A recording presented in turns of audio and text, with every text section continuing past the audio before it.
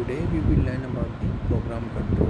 Computer system architecture में program control के बारे में पढ़ेंगे and the topics in this program control are status bit conditions, conditional branch instructions, subroutine call in return and the program interrupt and types, means interrupt and their types. So first, status bit conditions. The status register is a hardware register that contains information about the state of the processor. Means जो status register होता है वो basically एक hardware register होता है. इस register में हम बिट्स को स्टोर करते हैं. जो स्टेटस बिट है वो हम इस रजिस्टर में स्टोर करते हैं. वो बिट ये इंफॉर्मेशंस देती है, हमको ये इंडिकेट करती है कि प्रोसेसर जो है वो किस स्टेट में है अभी. सो बेसिकली एक रजिस्टर है जो स्टेटस बिट रजिस्टर भी हम उसको बोल सकते हैं. इसमें जो बिट वैल्यूज़ है उस बिट वैल्यूज़ के बेसिस पे ये इंफॉर्मेशन जनरेट होती है कि जो प्रोसेसर है वो किस स्टेट में है. So the status register lets an instruction take action contingent to the outcome of the previous instruction. यानी कि जो प्रीवियस इंस्ट्रक्शन का जो भी आउटकम आया है उस पर जो नेक्स्ट इंस्ट्रक्शन है या जो भी अदर इंस्ट्रक्शन है वो क्या एक्शन ले, ये भी स्टेटस रजिस्टर ही डिफाइन करता है. And the status register in a traditional processor design includes at least 3 central flags, zero flags, carry flags and overflow flags, and which are set और क्लियर्ड. मीन्स वो या तो 1 होंगे, यानी सेट मीन्स 1 होंगे, cleared means 0 होंगे, automatically as effect of arithmetic and bit manipulation operations. यानी कि जो अर्थमेटिक ऑपरेशंस है और जो बिट मैनिपुलेशन ऑपरेशंस है, बिट मैनिपुलेशन मीन्स बिट को लाइक मॉडिफाई किया गया है या बिट में कोई चेंजेस हुआ है, कोई अपडेशंस हुआ है. तो अर्थमेटिक और बिट मैनिपुलेशंस के जो ऑपरेशंस है, उन ऑपरेशंस का जो भी रिजल्ट है, उन ऑपरेशन का जो भी आउटकम्स है, उसके बेसिस पे ही जो जीरो फ्लैग्स, कैरी फ्लैग और जो ओवरफ्लो फ्लैग्स हैं वो सेट और क्लियर्ड होते हैं. तो हम ये बोल सकते हैं कि जो अर्थमेटिक और बिट मैनिपुलेशन ऑपरेशन है वो डायरेक्टली क्या करते हैं, इसको अफेक्ट करते हैं. जो zero flag, carry flag, overflow flags हैं इनको अफेक्ट करते हैं. यहाँ हम देखते हैं 4 बिट स्टेटस रजिस्टर में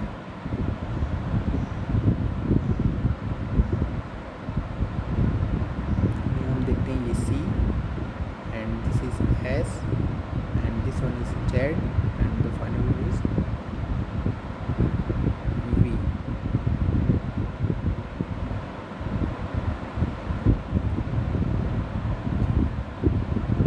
ओके, हम देखते हैं 4 बिट स्टेटस रजिस्टर के बारे में. First bit C is indicating your carry flag को यहाँ पे डिनोट कर रही है. Set to 1 if the end carry C8 is 1. Means अगर 4 बिट के किसी नंबर्स को हमने ऐड किया है तो ऐड करने पे जो कैरी जनरेट हुआ है, जो C8 पे जो कैरी जनरेट हुआ है, अगर वो कैरी 1 होता है, इन दैट केस जो बिट C है, जो कैरी फ्लैग वो सेट होगा, यानी कि वो 1 हो जाएगा. And bit S it is for sign bit. तो इफ़ F7 इज 1, यानी कि जो F7 बिट है या F7 जो डिजिट है वो अगर 1 होती है तो उस केस में साइन जो बिट है वो भी सेट होगी, यानी कि 1 हो जाएगी. इसी तरह जीरो फ्लैग्स के केस में बिट Z यहाँ जीरो फ्लैग को इंडिकेट करता है, ये भी सेट होगा, यानी set to 1 if the output of the ALU contents all zero. यानी कि जो ALU है अर्थमेटिक लॉजिक यूनिट, उसका जो आउटपुट आया है उस आउटपुट में अगर रिजल्ट 0 है, means all the bits are 0, उसमें सारी जो बिट्स हैं वो सभी 0 है, तो इस केस में जीरो फ्लैग सेट होगा, यानी कि जीरो फ्लैग 1 हो जाएगा. और ये इंडिकेट करेगा, ये शो करेगा कि ALU में जो आउटपुट है, जो रिजल्ट है वो 0 है, यानी कि सारी जो बिट्स है वो 0 है. The fourth is bit V, यानी कि ओवरफ्लो को इंडिकेट करता है. सेट टू 1, यानी ओवरफ्लो जो फ्लैग है वो सेट हो जाएगा 1 इफ़ द एक्सक्लूसिव और, यानी कि एक्स और operation of the last 2 carries, यानी C8 एंड C7 के जो कैरी बिट्स हैं, इन कैरी बिट्स का अगर एक्सक्लूसिव हो, यानी कि एक्स और ऑपरेशन परफॉर्म किया जाए और उसका रिजल्ट अगर 1 आता है तो इस केस में ओवरफ्लो फ्लैग सेट होगा. या हम ये भी कह सकते हैं कि C7 एंड C8 दोनों अगर डिसिमिलर है यानी कि 0 और 1 है या फिर 1 एंड 0 है, तो उस केस में ही इसका रिज़ल्ट एक्सक्लूसिव जो और ऑपरेशन होगा वो रिज़ल्ट आएगा 1, और उस केस में ओवरफ्लो जो फ्लैग होगा सेट 1 होगा। अगर C8 एंड C7 दोनों सेम है, सिमिलर है, लाइक 0 0 और या 1 1, तो इस केस में जो रिज़ल्ट होगा वो 0 आएगा, और उस केस में ओवरफ्लो फ्लैग जो होगा वो क्लियर रहेगा यानी कि 0 रहेगा। Then next, conditional branch instructions. What are the conditional branch instructions? The term branching can be used when referring to programs in high-level languages as well as the program written in machine code or assembly language. In high-level programming languages, branches usually take the form of conditional statements of various forms that encapsulate the instruction sequence that will be executed if the conditions are satisfied. Means जो हम एक program create करते हैं उसमें बहुत सारे statements होते हैं या इंस्ट्रक्शंस होती है, तो किसी पर्टिकुलर ब्लॉक ऑफ स्टेटमेंट से जो प्रोग्राम एग्जीक्यूशन है वो स्विच होता है, मूव होता है एक जगह से दूसरी जगह पे, यानी किसी एक लंबे प्रोग्राम से फॉर एग्जांपल हम 8th लाइन पे उसका एग्जीक्यूशन चल रहा है, तो 8 से हम स्विच हो रहे हैं या हम कह सकते हैं मूव हो रहे हैं 10th या फिर 15th लाइन पे 15th इंस्ट्रक्शंस पे, तो उसका मतलब वो ब्रांचिंग हो रही है। बट ये डिपेंड करता है कंडीशंस पे। When the conditions are met यानी कि कंडीशंस ट्रू है या कंडीशन सेटिस्फाइड है, उस केस में ही वो ब्रांचिंग एग्जीक्यूट होगी। तो ये डिपेंड करता है कंडीशंस पे। तो यहाँ यही इंस्ट्रक्शंस लिखी है that will be executed if the conditions are satisfied. अगर कंडीशन सेटिस्फाइड होती है तो उस केस में ही वो ब्रांचिंग एग्जीक्यूट होगी। वो प्रोग्राम्स का या इंस्ट्रक्शन का जो ब्रांच होगा प्रोग्राम कंट्रोल, वो तभी ब्रांचिंग होगी जब कंडीशन सेटिस्फाइड होगी, ट्रू होगी। Machine level branch instructions are sometimes called jump instruction. इसको जंप इंस्ट्रक्शन भी हम बोलते हैं बिकॉज जो प्रोग्राम होता है उस प्रोग्राम में काफ़ी स्टेटमेंट इंस्ट्रक्शंस होते हैं, तो किसी एक प्लेस से किसी एक लेवल से हम दूसरे लेवल पे मूव हो रहे हैं, तो इट मीन्स हम जंप कर रहे हैं, किसी एक प्लेस से दूसरे पे जंप कर रहे हैं। So sometimes it is also known as jump instructions. Then next subroutine call. A subroutine is a self-contained sequence of instructions that perform a given computational task. Means subroutines को हम बोल सकते हैं, for example एक large programme है तो उस programme में हमने एक फंक्शन क्रिएट किया, यानी कि एक ब्लॉक ऑफ स्टेटमेंट हमने क्रिएट किया, तो उस ब्लॉक ऑफ स्टेटमेंट को हम सबरूटीन बोल सकते हैं। ओके, तो प्रोग्राम्स में वो एक सबरूटीन्स हो गया। इस तरह हम कई सारे सबरूटीन्स क्रिएट कर सकते हैं, और जब एग्जीक्यूशन होगा तो वो एक सबरूटीन से दूसरे पे डिफरेंट जो सब रूटीन्स है, डिफरेंट जो पार्ट है प्रोग्राम्स की, जो ब्लॉक ऑफ स्टेटमेंट्स हैं उस पर वो कॉल होंगे, रिटर्न्स होंगे, यानी कि ब्रांचिंग होगी। तो बेसिकली सब रूटीन्स जो होता है वो एक self content sequence of instructions होता है, या हम बोल सकते हैं एक ब्लॉक ऑफ स्टेटमेंट्स होता है that perform a given computation है। जो भी स्पेसिफिक टास्क है, जो भी उसको इंस्ट्रक्शन दी हुई है उस ब्लॉक में, जो भी हमने स्पेसिफिक कंप्यूटेशन टास्क दी हुई है उसको वो परफॉर्म करता है, एग्जीक्यूट करता है।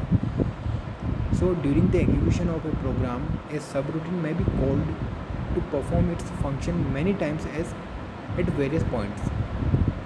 Now subroutine return, यहाँ subroutine call, subroutine return ऐसे ही है जैसे हम C या C++ जो लैंग्वेजेस है प्रोग्रामिंग लैंग्वेज में, हम फंक्शंस के बारे में पढ़ते हैं। लाइक फंक्शन प्रोटोटाइप होता है जिसको हम फंक्शन डिक्लेरेशन भी बोलते हैं, एंड देन होता है function calling, function call, and then उसके बाद होता है function definition.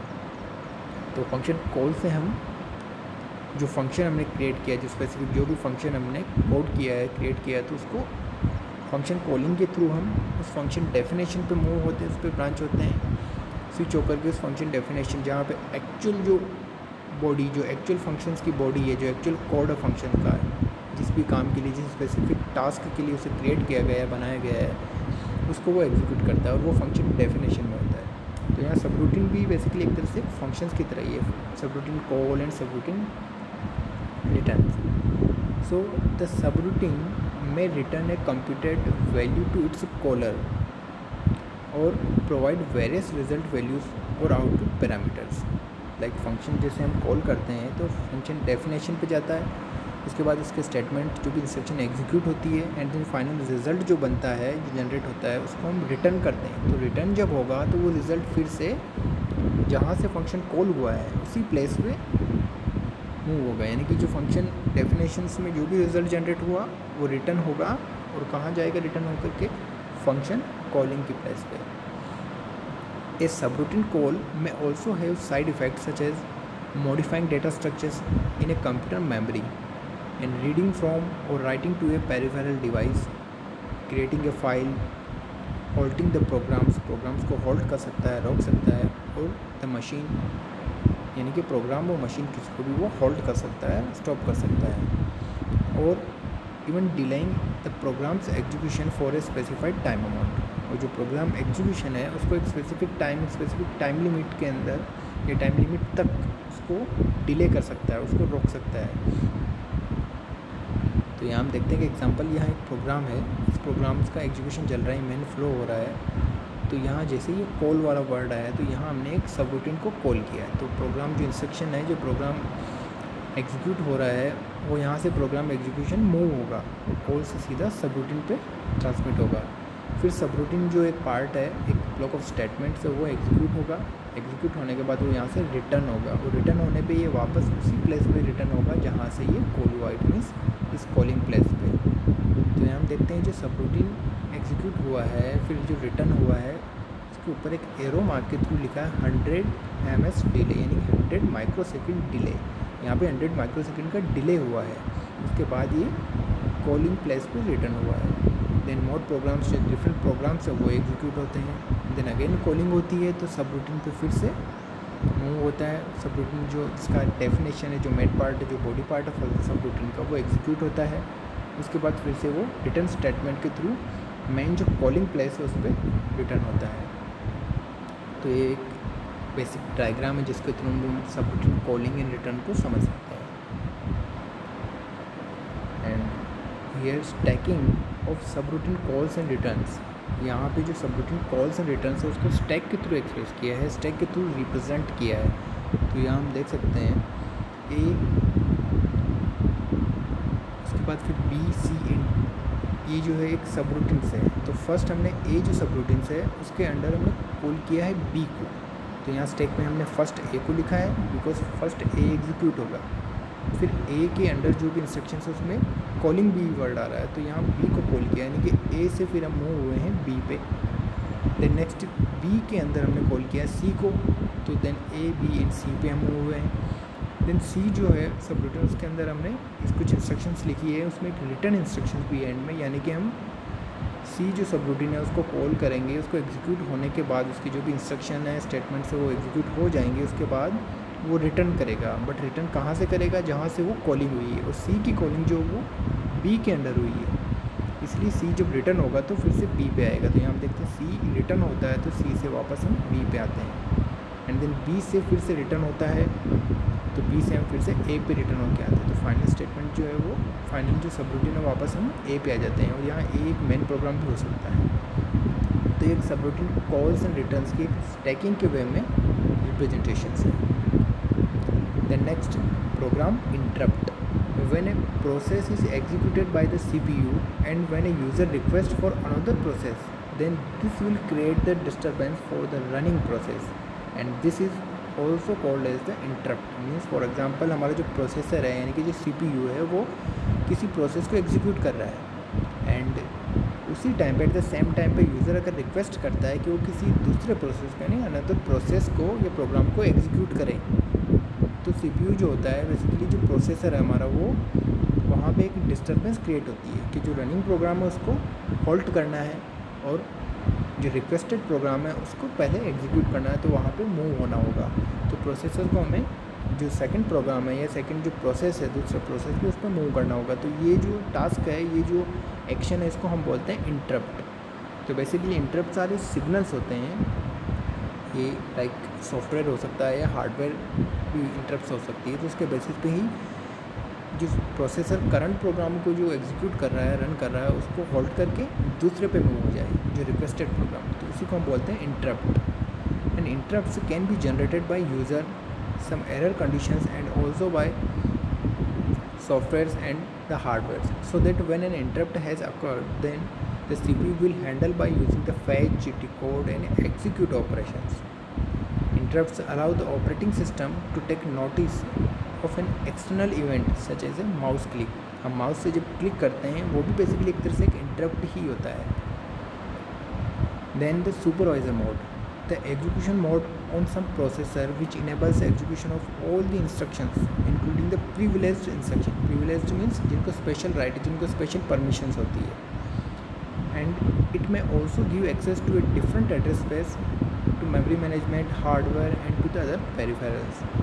This is the mode in which the operating system usually runs.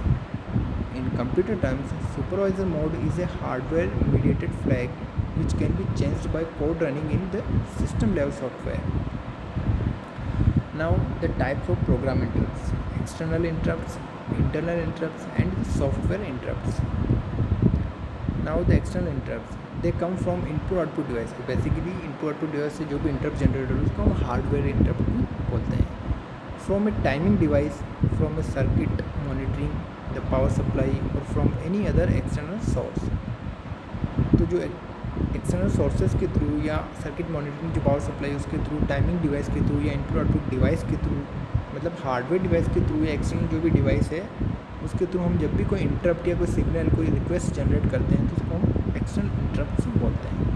And the time out interrupt में result from a program that is an endless loop and thus exceeded its time allocation.